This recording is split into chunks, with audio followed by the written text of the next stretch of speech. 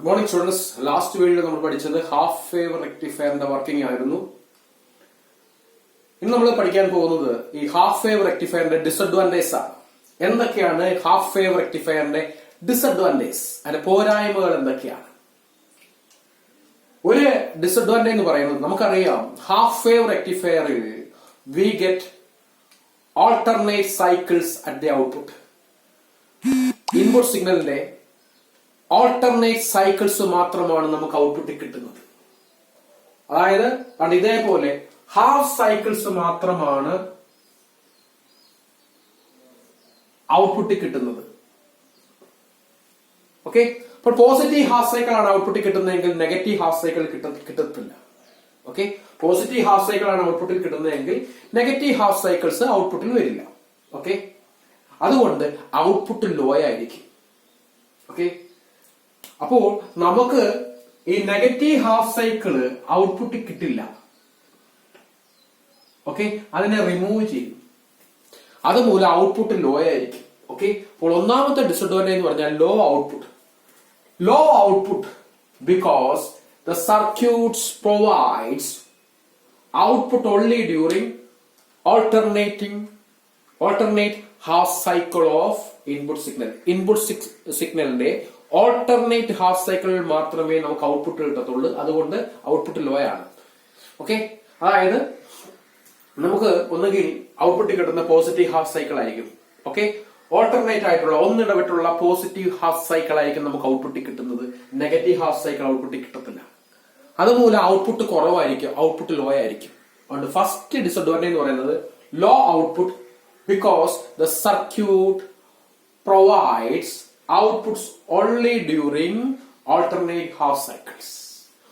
Alternate half cycles മാത്രമാണ് output കിട്ടുന്നത്. ഇപ്പൊ പോസിറ്റീവ് ഹാഫ് സൈക്കിൾ ആണ് ഔട്ട്പുട്ട് കിട്ടുന്നതെങ്കിൽ നെഗറ്റീവ് ഹാഫ് സൈക്കിൾ ഔട്ട്പുട്ട് കിട്ടത്തില്ല. അതുകൊണ്ട് ഔട്ട്പുട്ട് ലോ ആയിരിക്കും. രണ്ടാമത്തത്, നമുക്ക് ഔട്ട്പുട്ട് കിട്ടുന്ന ഡി സി ആയിരിക്കും. പക്ഷെ അതിന്റെ കൂടെ വളരെയേറെ എ സി കമ്പോണൻസ് കാണും. ഓക്കെ, ഔട്ട്പുട്ടിൽ കിട്ടുന്ന ഡി സി കമ്പോണന്റിനോടൊപ്പം വളരെയേറെ എ സി കമ്പോണൻസും കാണും. അപ്പോൾ നമുക്ക് പറയാം A C components are more in the output. അപ്പോൾ A C components are more in the output. ഔട്ട്പുട്ടിൽ കിട്ടുന്ന ഡി സി സിഗ്നലിന്റെ കൂടെ കൂടുതൽ എ സി കമ്പോണന്റും കാണും. ഓക്കെ, ഡി സി കമ്പോണന്റ് ആണ് നമുക്ക് ഔട്ട്പുട്ടിൽ വേണ്ടത്. നമുക്ക് ആക്ച്വലി വേണ്ടത് പ്യുവർ ഡി സി ആണ് വേണ്ടത്. എ സി കമ്പോണന്റ് വരാനേ പാടില്ല. കാരണം റെക്ടിഫയേഴ്സ് ഉപയോഗിക്കുന്നത് എ സിയെ ഡി സി ആക്കാനാണ്. എ സിയെ ഡി സി ആക്കാൻ വേണ്ടിയാണ് റെക്ടിഫയേഴ്സ് യൂസ് ചെയ്യുന്നത്. അപ്പോൾ ഔട്ട്പുട്ടിൽ കിട്ടുന്ന ഡി സിയോടൊപ്പം എ സിയും കൂടെ നമുക്ക് ആവശ്യമുണ്ടോ? ഔട്ട്പുട്ടിൽ എ സി കമ്പോണന്റ് വരാനേ പാടില്ല, ഡി സി കമ്പോണന്റ് മാത്രം മതി. പക്ഷേ ഹാഫ് വേവ് റെക്ടിഫയറിൽ ഔട്ട്പുട്ടിൽ കിട്ടുന്ന ഡി സി കമ്പോണന്റിനോടൊപ്പം കുറച്ച് എ സി കമ്പോണന്റും കാണും. AC components are more in the output. അപ്പോൾ ഔട്ട്പുട്ടിൽ കിട്ടുന്ന ഡി സിയോടൊപ്പം കൂടുതൽ എ സി കമ്പോണന്റും കാണും. നമുക്ക് ആവശ്യമില്ല. അങ്ങനെ ആ ഡി സിയോടൊപ്പം വരുന്ന എ സി കമ്പോണന്റിനെ നമുക്ക് എന്ത് ചെയ്യണം? നീക്കം ചെയ്യണം. അതിനുവേണ്ടി നമ്മൾ ഉപയോഗിക്കുന്ന സർക്യൂട്ടാണ് filters. Filters are used for removing AC component. AC components ഉപയോഗിച്ചാണ് ഫിൽറ്റേഴ്സ് ഉപയോഗിച്ചാണ് നമ്മൾ ഈ AC കമ്പോണന്റിനെ നീക്കം ചെയ്യുന്നത്. ഔട്ട്പുട്ടിൽ കിട്ടുന്ന ഡി സിയോടൊപ്പം ഉള്ള AC കമ്പോണന്റിനെ നീക്കം ചെയ്യാൻ വേണ്ടി നമ്മൾ ഫിൽറ്റേഴ്സ് യൂസ് ചെയ്യും. ഓക്കെ, പക്ഷെ ഇവിടെ കൂടുതൽ AC കമ്പോണന്റ് ഉള്ളതിനാൽ ഹെവി ഫിൽറ്റർ സർക്യൂട്ട് വേണം ഉപയോഗിക്കാൻ. ഇവിടെ AC കമ്പോണന്റ് കൂടുതലാണ്, ഡി സിയോടൊപ്പം ഉള്ള എ സി കമ്പോണന്റ് കൂടുതലാണ്. അപ്പോൾ അതിനെ നീക്കം ചെയ്യാൻ, അതിനെ റിമൂവ് ചെയ്യാൻ heavy filter circuits are required. Okay, അപ്പോൾ ഈ ഹാഫ് വേവ് റെക്ടിഫയറിന്റെ 3 ഡിസഡ്വാൻറ്റേജ്. ഒന്നെന്ന് പറഞ്ഞാൽ ഔട്ട്പുട്ട് ലോ ആയിരിക്കും. അതായത് ഓൾട്ടർനേറ്റ് സൈക്കിളിൽ മാത്രമേ ഔട്ട്പുട്ട് കിട്ടത്തുള്ളൂ. രണ്ടാമത്തത്, ഔട്ട്പുട്ടിൽ കിട്ടുന്ന ഡി സി കമ്പോണന്റിനൊപ്പം കൂടുതൽ എ സി കമ്പോണന്റ് കാണും. A C components R more in the output.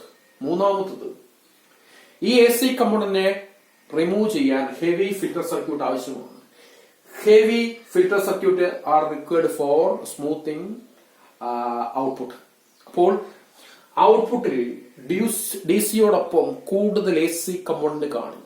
അതുകൊണ്ട് ആ AC-യെ നീക്കം ചെയ്യാൻ ഹെവി ഫിൽട്ടർ സർക്യൂട്ട് ആവശ്യമാണ്.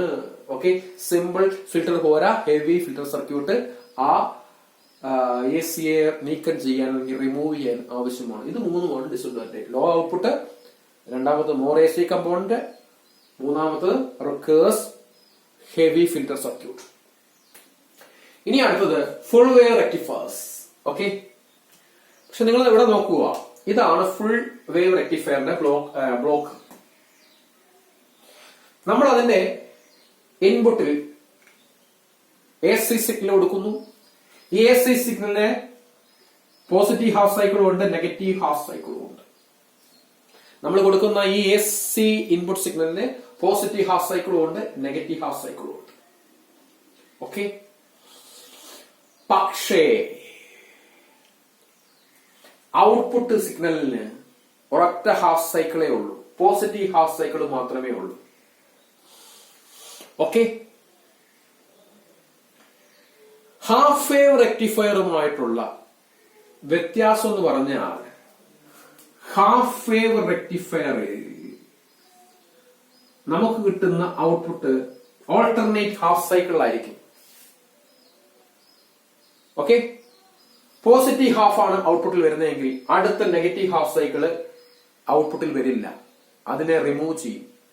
അടുത്ത പോസിറ്റീവ് ഹാഫ് ഔട്ട്പുട്ടിൽ വരും, അടുത്ത നെഗറ്റീവ് ഹാഫ് ഔട്ട്പുട്ടിൽ വരില്ല. അങ്ങനെ ഓൾട്ടർനേറ്റ് ഹാഫ് സൈക്കിളിലാണ് ഔട്ട്പുട്ട് കിട്ടുക. പക്ഷെ ഇവിടെ എങ്ങനെയല്ല. ഇവിടെ in full wave rectifier current flows through the load during both cycles of input signal. ഇവിടെ ലോഡിലൂടെ കറണ്ട് രണ്ട് ഹാഫ് സൈക്കിളിൽ ഒഴുകും. ഹാഫ് വേവ് റെക്ടിഫയറിൽ ഒരു ഹാഫ് സൈക്കിളിൽ മാത്രമേ കറണ്ട് ലോഡിലൂടെ ഒഴുകത്തുള്ളൂ, ലോഡ് റെസിസ്റ്റർ വഴി ഒഴുകത്തുള്ളൂ. നമ്മൾ നേരത്തെ പറഞ്ഞ ആ വീഡിയോയിൽ അതിന്റെ വർക്കിംഗ് പറഞ്ഞപ്പോൾ ലോഡിലൂടെ പോസിറ്റീവ് ഹാഫ് സൈക്കിളിൽ മാത്രമേ കറണ്ട് ഒഴുകത്തുള്ളൂ.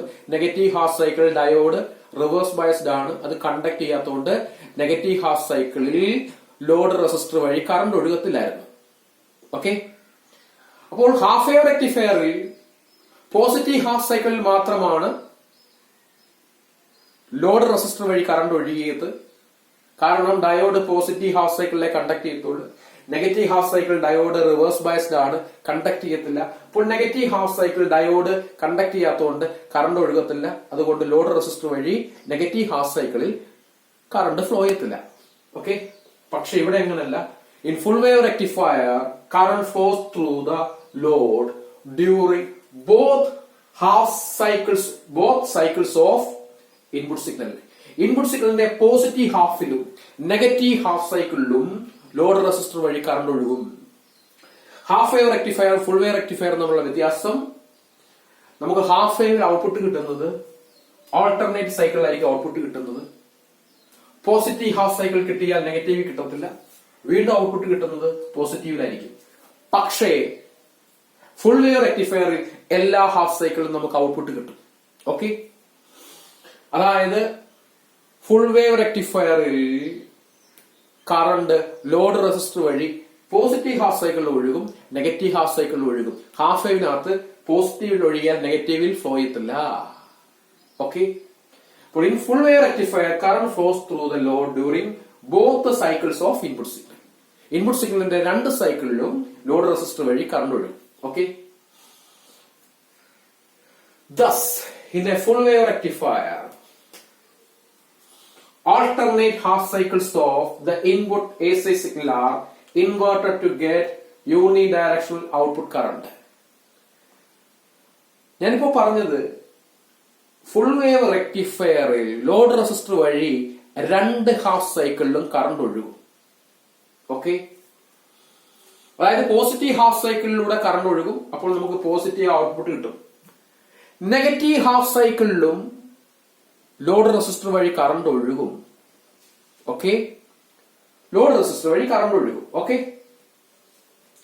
പക്ഷേ അതിനെ ഇൻവേർട്ട് ചെയ്താണ് നമുക്ക് ഔട്ട്പുട്ടിൽ തന്നിരിക്കുന്നത്. ശ്രദ്ധിക്കുക. ഓക്കെ, അതിനെ ഇൻവേർട്ട് ചെയ്താണ് നമുക്ക് ഔട്ട്പുട്ട് കിട്ടിയിരിക്കുന്നു. നോക്ക്, പോസിറ്റീവ് ഹാഫ് സൈക്കിളിൽ ലോഡ് റെസിസ്റ്റർ വഴി കറണ്ട് ഒഴുകി നമുക്ക് പോസിറ്റീവ് ഹാഫ് ഔട്ട്പുട്ട് കിട്ടി. നെഗറ്റീവ് ഹാഫിലും ലോഡ് റെസിസ്റ്റർ വഴി കറണ്ട് ഒഴുകും, പക്ഷെ അത് ഇൻവേർട്ട് ചെയ്താണ് ഔട്ട്പുട്ട് കിട്ടുന്നത്.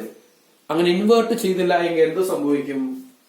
Negative half cycle current flow ചെയ്യുന്നത് ഇൻവേർട്ട് ചെയ്ത ഔട്ട്പുട്ട് കിട്ടില്ല എങ്കിൽ അത് വീണ്ടും എ സി ആയി മാറും. കാരണം പോസിറ്റീവ് ഹാഫ് സൈക്കിളും നെഗറ്റീവ് ഹാഫ് സൈക്കിളും വന്നു കഴിഞ്ഞാൽ, ഓക്കെ, രണ്ട് ഹാഫ് സൈക്കിൾ വന്നു കഴിഞ്ഞാൽ അതെന്തായി മാറി? എ സി ആയി മാറി. നമുക്ക് വേണ്ട എന്താണ്? ഡി സി ആണ് വേണ്ടത്. റെക്ടിഫയർ ഉപയോഗിക്കുന്നത് തന്നെ എ സിയെ ഡി സി ആക്കിയാനാണ്. ഓക്കെ, എ സിയെ ഡി സി ആക്കി മാറ്റാണ് റെക്ടിഫയർ യൂസ് ചെയ്യുന്നത്. അപ്പോൾ നെഗറ്റീവ് ഹാഫ് സൈക്കിളിൽ കറണ്ട് ഫ്ലോ ചെയ്യുമ്പോൾ അതിനെന്തോ ചെയ്യും? ഇൻവേർട്ട് ചെയ്താണ് ഔട്ട്പുട്ട് കിട്ടുന്നത്. നെഗറ്റീവ് ഹാഫിനെ ഇൻവേർട്ട് ചെയ്യുമ്പോൾ നമുക്ക് എന്ത് കിട്ടും? ഔട്ട്പുട്ടിൽ പോസിറ്റീവ് ഹാഫ് സൈക്കിൾ തന്നെ കിട്ടും. ഓക്കെ, അപ്പോൾ നമുക്ക് ഔട്ട്പുട്ടിൽ ഒരു യൂണി ഡയറക്ഷണൽ ഔട്ട്പുട്ട് ആണ് കിട്ടുന്നത്. കാരണം ഔട്ട്പുട്ട് വേണ്ടത് ഡി സി ആണ്. ഡി സി എന്ന് പറഞ്ഞാൽ യൂണി ഡയറക്ഷണൽ ആണ്, ബൈ ഡയറക്ഷണൽ അല്ല. ബൈ ഡയറക്ഷണൽ എന്ന് പറഞ്ഞാൽ എ സി ആണ്. അതിന് പോസിറ്റീവും കാണും നെഗറ്റീവും കാണും. പക്ഷെ ഡി സിക്ക് ഒന്നുകിൽ പോസിറ്റീവ് അല്ലെങ്കിൽ നെഗറ്റീവേ കാണും. ഓക്കെ, അപ്പോൾ നെഗറ്റീവ് ഹാഫ് സൈക്കിളിലും പോസിറ്റീവ് ഹാഫ് സൈക്കിളിലും ഈ ഫുൾ വേവ് റെക്ടിഫയറിൽ ലോഡ് വഴി കറണ്ട് ഒഴുകും, ലോഡ് റെസിസ്റ്റർ വഴി കറണ്ട് ഒഴുകും. പക്ഷെ നെഗറ്റീവ് ഹാഫ് സൈക്കിൾ ഒഴുകുമ്പോൾ അതിനെ ഇൻവേർട്ട് ചെയ്താണ് ഔട്ട്പുട്ട് കിട്ടുന്നത്. കാരണം എന്നാൽ മാത്രമേ നമുക്ക് യൂണി ഡയറക്ഷണൽ ഔട്ട്പുട്ട് കിട്ടത്തുള്ളൂ. ഓക്കെ, നെഗറ്റീവ് ഹാഫ് സൈക്കിളിൽ ലോഡ് റെസിസ്റ്റർ വഴി കറണ്ട് ഫ്ലോ ചെയ്യുമ്പോൾ അതിനെ ഇൻവേർട്ട് ചെയ്താണ് ഔട്ട്പുട്ട് കിട്ടുന്നത്. അങ്ങനെ ചെയ്താൽ മാത്രമേ, അങ്ങനെ ഇൻവേർട്ട് ചെയ്താൽ മാത്രമേ നമുക്ക് ഒരു യൂണി ഡയറക്ഷണൽ ഔട്ട്പുട്ട് കിട്ടത്തുള്ളൂ. ഓക്കെ, അപ്പോൾ ഇതാണ് ഫുൾ വേവ് റെക്ടിഫയർ.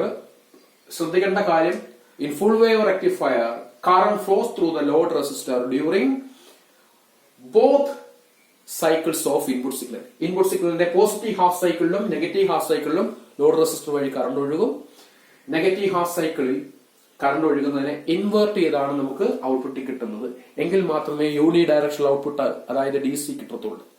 ഓക്കെ, ഇനി നമുക്ക് ഈ ഫുൾ വേവ് റെക്ടിഫയറിനെ രണ്ടായിട്ട് ക്ലാസിഫൈ ചെയ്യാം. ഫുൾ വേവിനെ നമുക്ക് രണ്ടായിട്ട് ക്ലാസിഫൈ ചെയ്യാം. ഏതൊക്കെയാണെന്ന് ചോദിച്ചു കഴിഞ്ഞാൽ,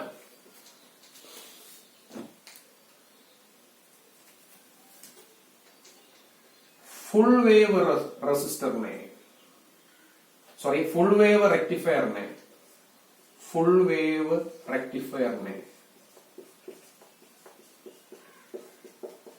നമുക്ക് രണ്ടായിട്ട് ക്ലാസിഫൈ ചെയ്യാം.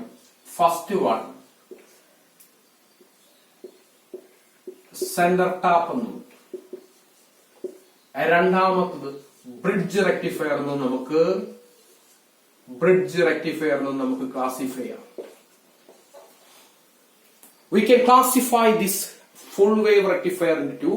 First one is center tap rectifier and the other one is bridge rectifier. അപ്പോൾ ഫുൾ വേവ് റെക്ടിഫയർ നമുക്ക് രണ്ടായിട്ട് തരംതിരിക്കാം. സെന്റർ ടാപ്പ് റെക്ടിഫയർ എന്നും ബ്രിഡ്ജ് റെക്ടിഫയർ എന്നും രണ്ടായിട്ട് തരംതിരിക്കാം. അപ്പോൾ ഫുൾ വേവ് റെക്ടിഫയർ രണ്ടു തരമുണ്ട്, സെന്റർ ടാപ്പ് ഉണ്ട്, ബ്രിഡ്ജും ഉണ്ട്. ഓക്കെ, അപ്പോൾ ഫുൾ വേവ് റെക്ടിഫയർ രണ്ടു തരം, സെന്റർ ടാപ്പും ഉണ്ട്, ബ്രിഡ്ജ് റെക്ടിഫയറും ഉണ്ട്. ഓക്കെ.